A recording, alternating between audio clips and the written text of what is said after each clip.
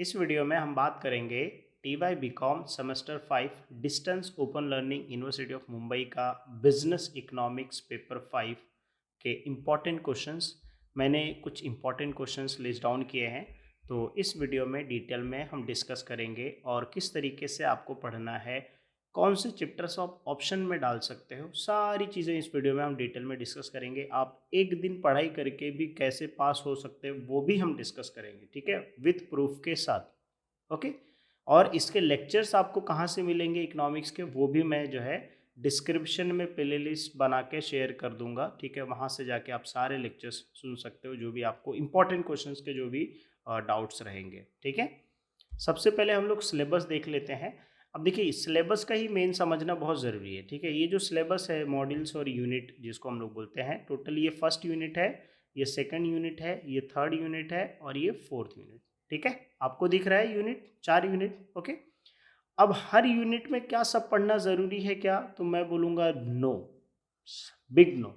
सब पढ़ना ज़रूरी नहीं है, क्योंकि इस अगर पेपर पैटर्न के हिसाब से हम लोग देखें, ठीक है, और उसके हिसाब से फिर अगर हमको पढ़ना है तो हम बहुत सारे चैप्टर्स क्या कर सकते हैं, स्किप कर सकते हैं, ठीक है। तो सिंपली आपको सारे चैप्टर्स पढ़ने की ज़रूरत नहीं है, ठीक है। तो सर क्या पढ़ें, राइट, क्वेश्चन होगा ना कि सर क्यों, कौन सा चैप्टर्स करें, कौन सा क्वेश्चंस करें जो पक्का आ जाए, ठीक है।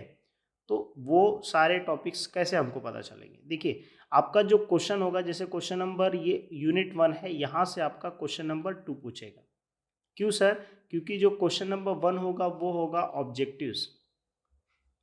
क्या होगा, ऑब्जेक्टिव्स। सर बुक में ऑब्जेक्टिव्स नहीं दिया है, कोई दिक्कत वाली बात नहीं है। मेरे वेबसाइट इमादुद्दीन एजुकेयर पे मैंने सेमेस्टर 5 के 300 MCQs डाल के रखे हैं, ठीक है। वहाँ से जाके प्रैक्टिस कर सकते हो तुम, ठीक है।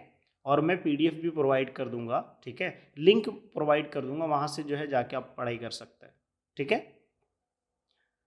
अब यहाँ पे देखो, 2 में, क्वेश्चन नंबर 2 में A पूछेगा, B पूछेगा और C पूछेगा। अब तीनों में से क्या है, एनी 2 है, कोई 2 आपको अटेम्प्ट करने होंगे, ठीक है। तो आपको कोई 2 अटेम्प्ट करना है, तो इसमें से कौन सा पढ़ना चाहिए। सर अगर आपने ये 1991 का इकोनॉमिक पॉलिसी पढ़ लिया, ठीक है, मतलब role of social infrastructures with reference to education, ठीक है, और हेल्थ एंड फैमिली वेलफेयर्स, अभी बुक का भी हम लोग आगे डिस्कस कर लेंगे, ठीक है। तो आपका A वाला क्वेश्चन कवर हो जाएगा। सर अगर हमने B वाला सस्टेनेबल डेवलपमेंट ग्रोथ कर लिया, तो ये हमारा B वाला कवर हो जाएगा। तो सर 2 ही क्वेश्चन तो अटेम्प्ट करना है, बात खत्म हो गई। अगर सर पूरा पढ़ना है तो आप पूरा पढ़ सकते हो। सर ये क्वेश्चन जो सेकंड यूनिट है, यहाँ से क्वेश्चन नंबर 3 पूछेगा। सर ये वाला क्वेश्चन कंपलसरी कर लो, क्योंकि ये A वाला है, कौन सा, एग्रीकल्चर पॉलिसी 2000, उसके ऑब्जेक्टिव्स, उसके फीचर्स और उसके इम्प्लीकेशंस। सर इसका नोट्स बुक में नहीं समझ में आ रहा है, कोई दिक्कत की बात नहीं है। रेगुलर का इकोनॉमिक्स और इसका इकोनॉमिक्स ऑलमोस्ट 85% क्या सिमिलर है। तो ये क्वेश्चंस के जो नोट्स हैं, वो नोट्स ऑलरेडी मैंने वेबसाइट पे जो है अपडेट करके रखा है, उसका भी लिंक मैं डिस्क्रिप्शन में डाल दूंगा, ठीक है। उसके नोट्स के साथ माइंड मैप कैसे लिखना है, उसके लेक्चर्स, सारी चीज़ें आपको मिल जाएगी, ठीक है, प्लेलिस्ट के साथ मिल जाएगी। समझ रहे हो क्या बोल रहा हूँ, आपको इस टॉपिक के लेक्चर्स और विथ नोट्स के साथ मिल जाएंगे, ठीक है। फिर उसके बाद दूसरा, जैसे एग्रीकल्चर प्राइसिंग पॉलिसी। अब एग्रीकल्चर प्राइसिंग और एग्रीकल्चर फिनांस, एग्रीकल्चर फिनांस में 2 है, एक इंस्टीट्यूशनल है और एक नॉन इंस्टीट्यूशनल है, उसमें से एक क्वेश्चन कंपलसरी पूछता ही है, ठीक है। तो आपने ये दोनों कर लिया, तो सर ये करने की ज़रूरत नहीं है। अब यहाँ पे यूनिट 3 है, यहाँ से कौन सा, क्वेश्चन नंबर 4 पूछेगा।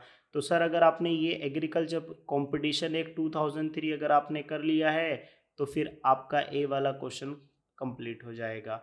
सर अगर आपने जैसे मान लीजिए ये B वाला कर लिया है, ये इंडस्ट्रियल पॉल्यूशन एंड इंडिया, देखो इसमें थोड़ा छोटा दिख रहा है, लेकिन बुक में पूरा अच्छे से एक्सप्लेन किया रहेगा, ठीक है। तो कर लिया तो क्या होगा, यहाँ से 2 क्वेश्चन कवर हो गया सर। तो इसको आप एग्जाम कर सकते हो, या तो आप इसको पढ़ लो या तो इसको पढ़ लो, ठीक है। Sir capital market, money market कर लिया है, तो फिर ये क्वेश्चन नंबर 5 हम लोग 2 क्वेश्चन अटेम्प्ट कर लेंगे सर, क्योंकि ये 15 मार्क का, 7 और 8 मार्क का क्वेश्चन रहता है ना। तो इसमें क्या होगा इजीली, अब इसमें स्ट्रक्चर है, लिमिटेशन है, रिफॉर्म है, 3 क्वेश्चन बनता है, ठीक है। तो रिफॉर्म के अंदर क्या क्या चेंजेस हुए हैं, वो चीज़ आपको क्या क्या नए चेंजेस लेके आए हैं वो चीज़ आप रिफॉर्म में पढ़ोगे, लिमिटेशन में क्या क्या खामियां हैं वो आप पढ़ोगे, स्ट्रक्चर में आप उसके इंस्ट्रूमेंट पढ़ोगे, ठीक है।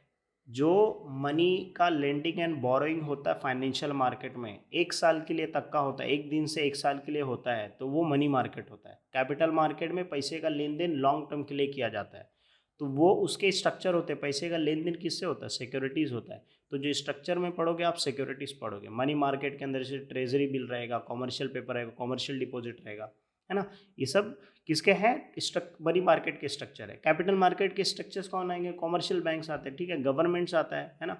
उसके अंदर क्या करते हैं, स्टॉक। तो बड़े बड़े कैपिटल्स मार्केट जो है वो काफ़ी बड़ा है, ठीक है। उसके अंदर मतलब जो मनी का लेंडिंग होता है लॉन्ग टर्म के लिए होता है।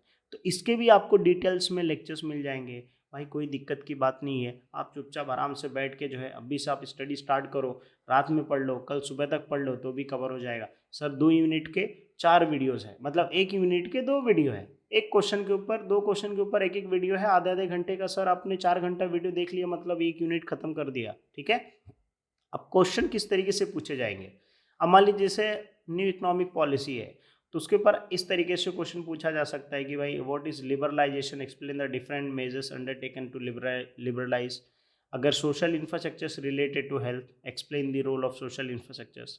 अब मान लीजिए जैसे आप यूनिट 4 का पढ़ रहे हैं, तो यूनिट 4 में कैसे पूछेगा, recent trends in banking sectors, ये पहले वाले से आ गया।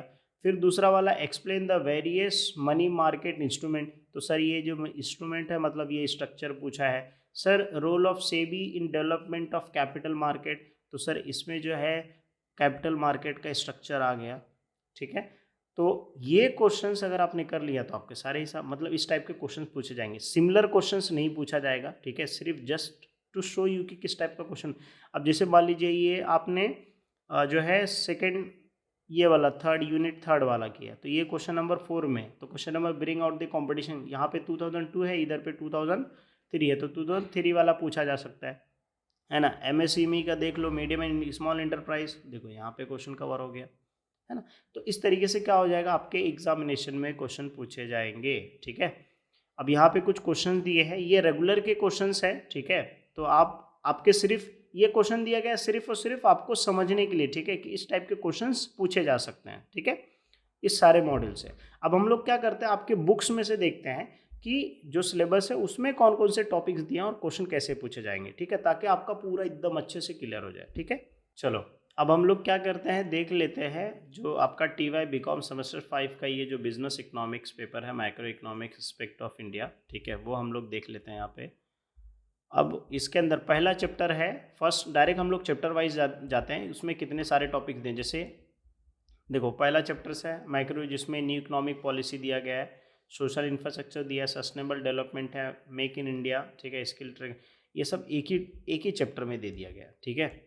तो न्यू इकोनॉमिक पॉलिसीज़ में जैसे वेरियस रिफॉर्म इंट्रोड्यूस इन न्यू जो है इकोनॉमिक पॉलिसीज़, तो वही है NEP है, जैसे लिबरलाइजेशन है, प्राइवेटाइजेशन है, ग्लोबलाइजेशन है, वही सब चीज़ें दी गई है, ठीक है।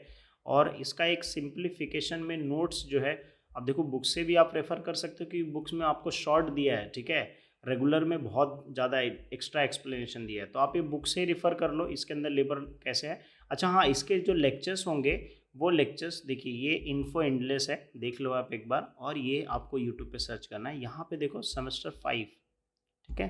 चलो इसमें हम लोग देखते हैं, देखो सारे लेक्चर्स आपको मिल जाएंगे, ठीक है। NEP का 2 लेक्चर्स आपको मिल जाएगा, ठीक है। Social infrastructure related to education और हेल्थ, देखो अलग अलग सब लेक्चर्स हैं, ठीक है। सस्टेनेबल डेवलपमेंट के ऊपर है, एग्रीकल्चर्स के ऊपर है, ठीक है, प्राइसिंग पॉलिसी के ऊपर पेपर कैसे लिखना है, फिर एग्रीकल्चर फिनांस के ऊपर है, ठीक है। कंपटीशन एक 2002 है यहाँ पे, तो 2003 का भी इसका देख के आप 2003 में देखो क्या चेंजेस हुए हैं, ठीक है। तो ये अगर स्किप करोगे तो भी चलेगा। फिर structure of money market, capital market, देखो पूरा डिटेल में हमने एक्सप्लेन करके अपडेट किया है, राइट। तो यहाँ पे सारे लेक्चर्स आपको मिल जाएंगे, ओके। तो उससे क्या होगा कि आपका जो पढ़ाई होगा वो काफ़ी आसान हो जाएगा, ठीक है। अब जैसे ये इम्पोर्टेंस ऑफ सोशल इंफ्रास्ट्रक्चर है, ठीक है, तो ये क्वेश्चन भी पूछा जा सकता है ना।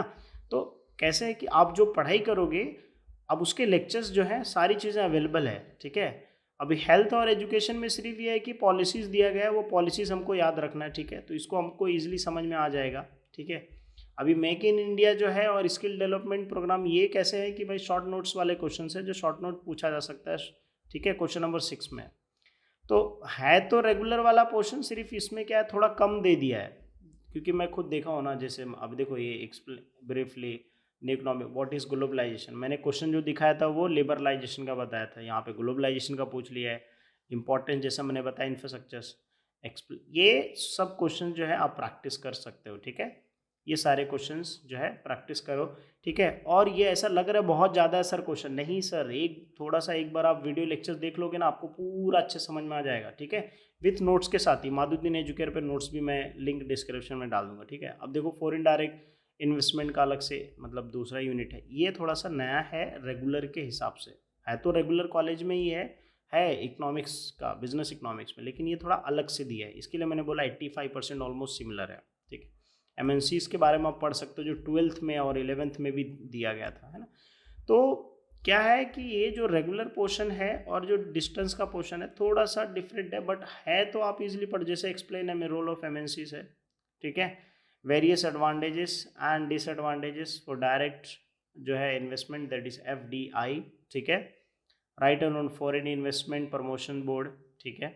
अब यहाँ पे what are the advantage and disadvantage, देखो ये वाला क्वेश्चन अगर आप करोगे, ये वाला कर लो 6 वाला, तो ये भी कवर हो जाएगा, ठीक है।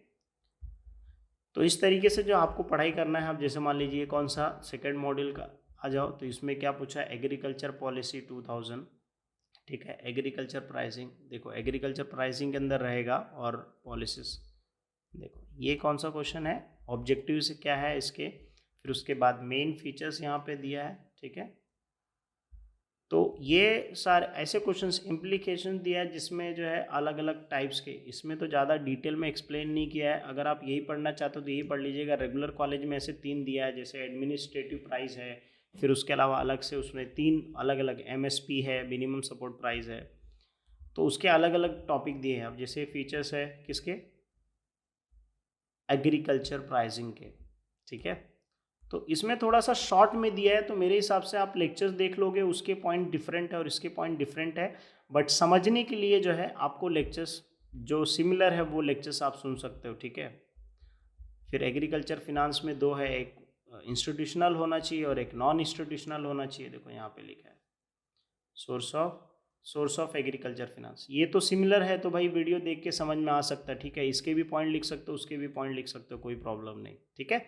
तो इस तरीके से क्या करना है, सब पढ़ाई अच्छे से पढ़ाई करना है, ठीक है। आई एम श्योर कि सारी चीज़ें आपको समझ में आ गई होगी, ठीक है, मैं समझा दिया है कैसे करना है। हाँ, पॉसिबल होगा तो रात को 10 बजे जो है मैं लाइव सेशन कर दूंगा, तो आपके जो क्वेश्चंस होंगे वो कमेंट सेक्शन में पूछ लीजिएगा, बट अभी आप पढ़ाई करना स्टार्ट कर दीजिए, ताकि आप 2-3 घंटा पढ़ोगे तो आपको बहुत सारे डाउट्स आएंगे, वो डाउट्स लिख के रखो, और जब मैं लाइव करूँगा, लाइव सेशन करूँगा, तो उसमें आप लाइव में क्वेश्चंस पूछ सकते हैं आप, ठीक है। चलो फिर हम लोग वीडियो को यहाँ पे एंड करते हैं।